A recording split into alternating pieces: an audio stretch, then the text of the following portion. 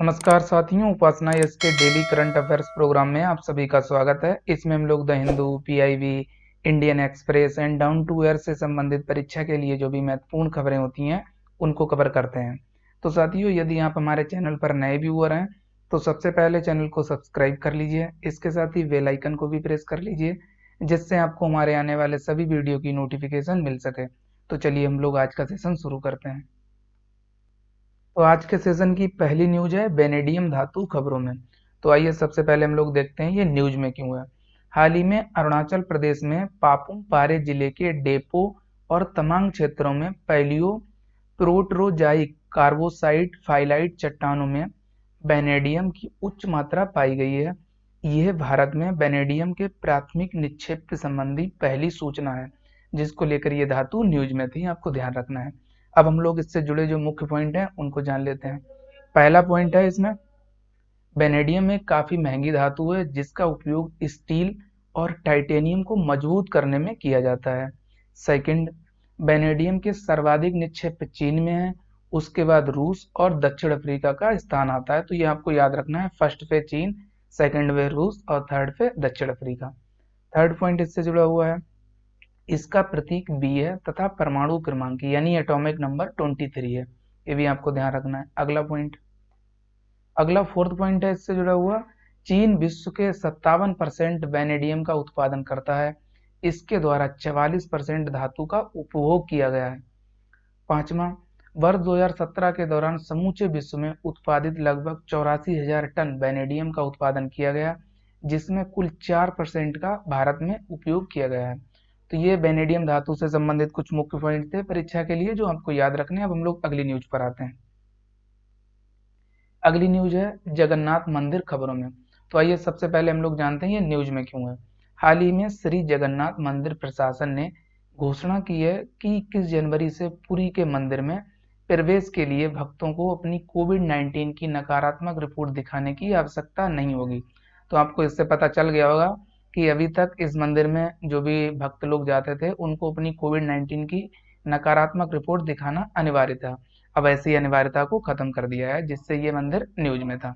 अब हम लोग इससे जुड़े जो मुख्य पॉइंट हैं उनको जान लेते हैं। पहला पॉइंट है, इस मंदिर का निर्माण 12वीं शताब्दी में पूर्वी गंग राजवंश के राजा अनंत वर्मन चोंडांग गंग, ये आपको नाम याद रखना, अनंत वर्मन चोंडगंग द्वारा किया गया था। अच्छे से।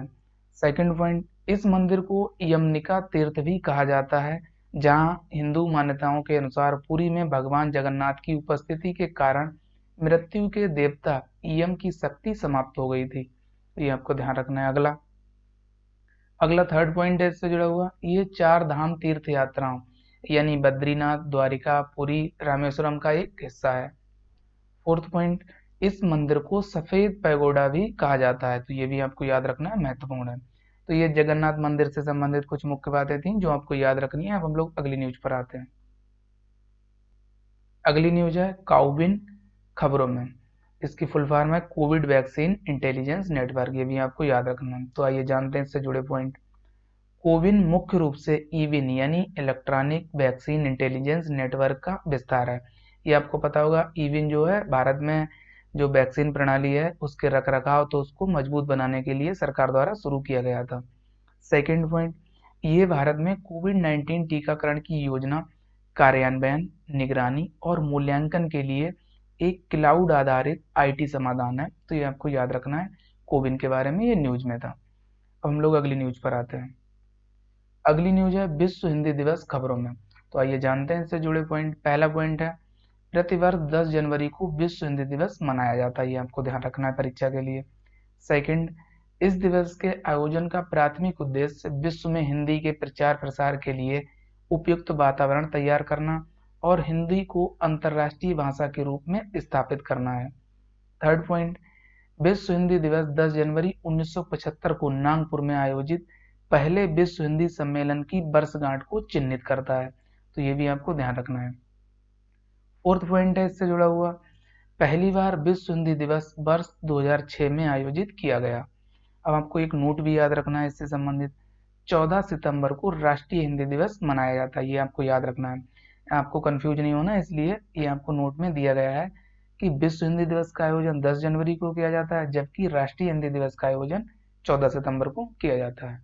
तो ये विश्व हिंदी दिवस से जुड़ी हुई कुछ मुख्य बातें थी जो आपको याद रखनी है। अब हम लोग अगली न्यूज पर आते हैं। अगली न्यूज है अपने संविधान को जाने अभियान खबरों में। तो आइए जानते हैं इससे जुड़े पॉइंट। पहला पॉइंट है केंद्र सरकार जल्द ही देश भर के स्कूलों, कॉलेजों और विश्वविद्यालय में अपने संविधान को जाने नाम से एक अभियान आयोजित करेगी, जिसको लेकर ये अभियान न्यूज में था। सेकंड पॉइंट, इस अभियान का उद्देश्य देश के युवाओं को संविधान के विभिन्न पहलुओं के बारे में जागरूक करना है, यानी अवेयरनेस लाना है। थर्ड पॉइंट, इस संबंध में घोषणा करते हुए लोकसभा अध्यक्ष ओम बिरला, ये नाम आपको याद रखना है, ने कहा है यद्यपि भारत के अधिकांश लोग संविधान के दिए गए अधिकारों के बारे में जागरूक हैं, किंतु वे अपने कर्तव्यों के बारे में नहीं जानते हैं।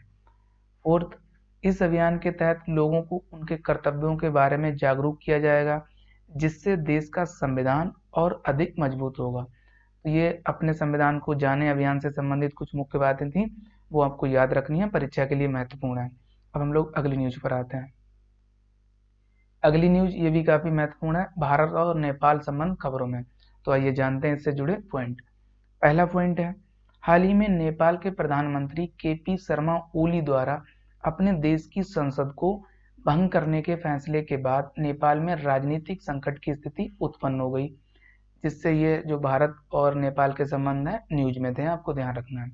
सेकंड पॉइंट, ऐसे में भारत ने मध्यस्थता न करने का निर्णय लिया है, क्योंकि पूर्व में नेपाल के राजनीतिक संकटों में भारत द्वारा मध्यस्थता की भूमिका निभाने के कारण नेपाल में भारत विरोधी भावना को बढ़ावा मिला है। तो ये आपको ध्यान रखना है, हाल ही में भारत ने इसके आंतरिक मामलों में हस्तक्षेप न करने का निर्णय लिया है। उसका रीजन आपको पता होगा, क्योंकि पूर्व में जो भी भारत ने मध्यस्थता की थी उसको लेकर वहां पे भारत के प्रति एक नकारात्मक माहौल बना है। थर्ड पॉइंट, भारत और नेपाल के बीच वर्ष 1950 में, ये महत्वपूर्ण है, हुई मैत्री संधि के आधार पर भारत नेपाल के संबंध वर्षों से मजबूत बने हुए हैं। ये आपको संधि याद रखनी है, 1950 में हुई थी। फोर्थ पॉइंट है भारत ने हमेशा ही संकट में नेपाल की सहायता की, चाहे वो भूकंप त्रासदी हो या आर्थिक संकट। पांचवा पॉइंट, भारत और नेपाल के बीच सूर्य किरण संयुक्त सैन्य अभ्यास का आयोजन किया जाता है। ये प्रीलिम्स के लिए महत्वपूर्ण है, आपको याद रखना है। छठा पॉइंट है हाल ही में काला पानी सीमा विवाद ने भारत और नेपाल के बीच चर्चा में था। तो ये आपको याद रखना है, यानी जो काला पानी सीमा विवाद है वो भारत और नेपाल के बीच चर्चा में था। तो आपसे परीक्षा में पूछा जा सकता है काला पानी सीमा विवाद किन दो देशों के बीच विवाद है या हाल ही में चर्चा में रहा। तो भारत और नेपाल, आपको ध्यान रखना है। तो ये भारत और नेपाल संबंधों से जुड़े हुए कुछ मुख्य पॉइंट थे जो आपको याद रखने हैं। अब हम लोग अगली न्यूज पर आते हैं। अगली न्यूज है संविधान की 10वीं अनुसूची खबरों में। तो आइए सबसे पहले हम लोग जानते हैं ये न्यूज में क्यों है। हाल ही में उच्चतम न्यायालय ने केंद्र और भारतीय चुनाव आयोग को 10वीं अनुसूची के तहत अयोग्य घोषित कर दिए गए विधायकों को सदन के बचे हुए कार्यकाल के दौरान उपचुनाव लड़ने से प्रतिबंधित करने संबंधी याचिका पर जवाब देने को कहा है। ज्ञात हो कि मध्य प्रदेश, कर्नाटक और मणिपुर भी, ये आपको अगला स्टेट भी याद रखना है, जैसे कई राज्यों की हालिया राजनीतिक घटनाओं की पृष्ठभूमि में यह पाया गया है कि विधानसभा के सदस्य अपनी सदस्यता से त्यागपत्र दे देते हैं, जिसकी वजह से सरकार अल्पमत की स्थिति में आ जाती है और उसका पतन हो जाता है। इसके पश्चात ये विधायक प्रतिद्वंदी राजनीतिक पार्टी द्वारा गठित नई सरकार में फिर से मंत्री बन जाते हैं, जिसको लेकर ये 10वीं अनुसूची न्यूज में थी, आपको ध्यान रखना है। अब हम लोग इससे जुड़े जो पॉइंट हैं उनको जानते हैं।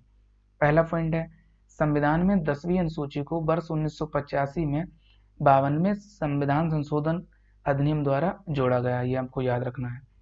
सेकंड पॉइंट, ये उस प्रक्रिया को पूरा करता है, यानी जो अधिनियम या कानून था जिसके तहत विधायकों को विधायिका के पीठासीन अधिकारी द्वारा दल बदल के आधार पर अयोग्य ठहराया जा सकता है। थर्ड पॉइंट, ये कानून संसद और राज्य विधानसभाओं दोनों पर लागू होता है, यानी जो 1985 में 52वां संविधान संशोधन या कानून बना उसकी बात की जा रही है।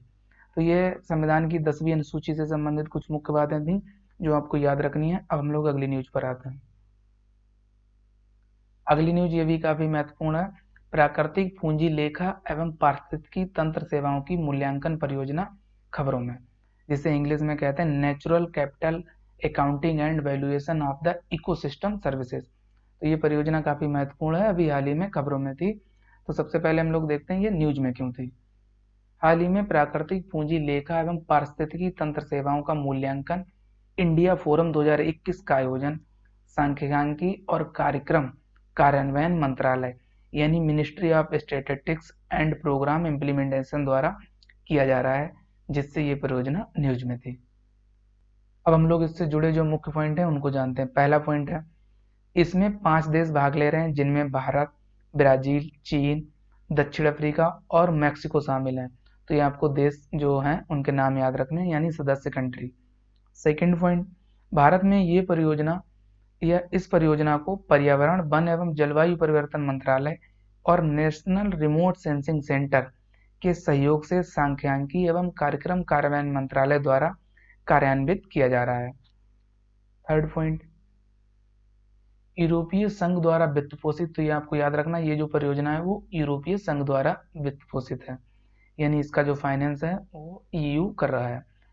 वित्त पोषित NCAVES परियोजना को संयुक्त राष्ट्र सांख्यिकी प्रभाग यानी यूनाइटेड नेशन स्टैटिस्टिक्स डिवीजन, संयुक्त राष्ट्र पर्यावरण कार्यक्रम यानी यूनाइटेड नेशन एनवायरनमेंट प्रोग्राम और जैव विविधता सम्मेलन के सचिवालय द्वारा संयुक्त रूप से लागू किया गया है।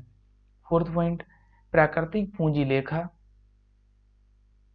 एक अम्ब्रेला शब्द है जो प्राकृतिक पूंजी के स्टॉक और प्रवाह को मापने तथा रिपोर्ट करने के लिए एक व्यवस्थित तरीका प्रदान करता है। फिफ्थ पॉइंट, प्राकृतिक पूंजी का आशय अक्षय और गैर नवीकरणीय संसाधनों के भंडार से है, जो लोगों के जीवन यापन के लिए बहुत उपयोगी होते हैं।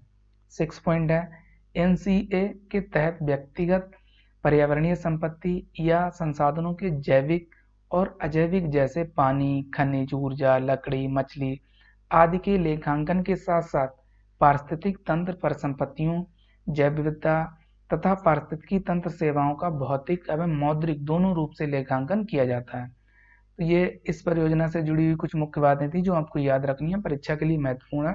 अब हम लोग अगली न्यूज पर आते हैं।